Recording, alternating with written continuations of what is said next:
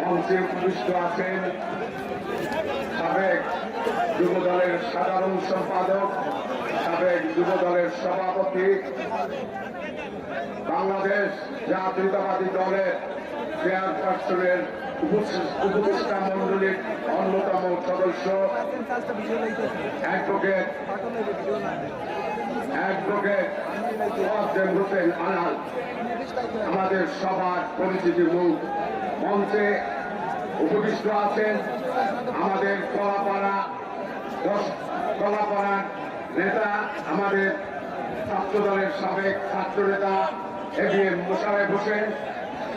মঞ্চে উপবিষ্ট আছেন আমাদের মাঝে আপনাদের সবার সুপরিচিত এবং এই বরিশাল বিভাগকে যে সুসংগঠিত করেছে এবং পটুয়াখালী জেলা বিএনপিকে যে সুসংগঠিত করেছেন আমাদের বরিশাল বিভাগীয় সাংগঠনিক সম্পাদক, সহ সাংগঠনিক সম্পাদক আকন কুদ্দুসুর রহমান। মঞ্চে উপবিষ্ট আছেন আমাদের গলাচিপা 10 মিনার সাবেক ছাত্র দলের ঢাকা বিশ্ববিদ্যালয়ের সভাপতি এবং 10 মিনা গলাচিপা আগামী দিনের এমপি নমিনেশন যিনি পাবেন আমাদের হাসান মামুন। মঞ্চে উপস্থিত আছেন ফারুক তালুকদার, কেন্দ্রীয় বিএনপির সদস্য।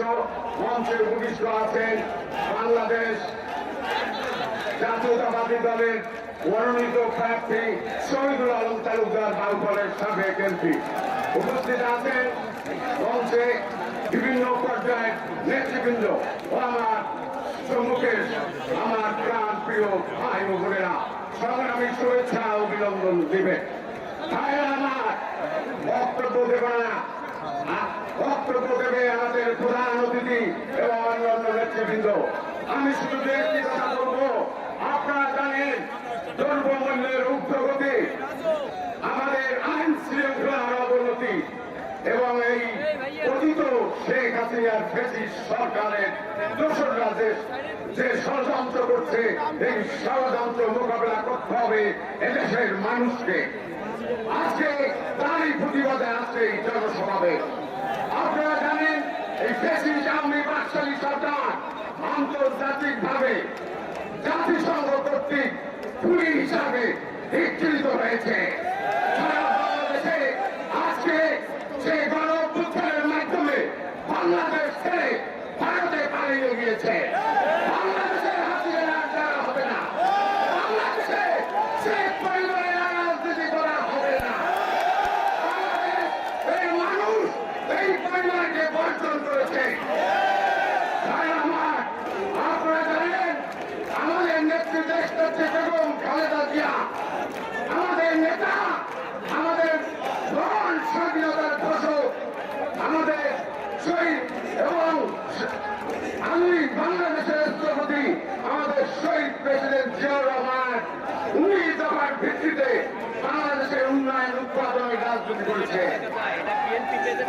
আপনারা জানেন আমাদের নেতা, আমাদের ভারতবর্ষ চেয়ারম্যান জনাব তারেক রহমান রাষ্ট্র কাঠামো মেরামতের 31 দফা দিয়েছে।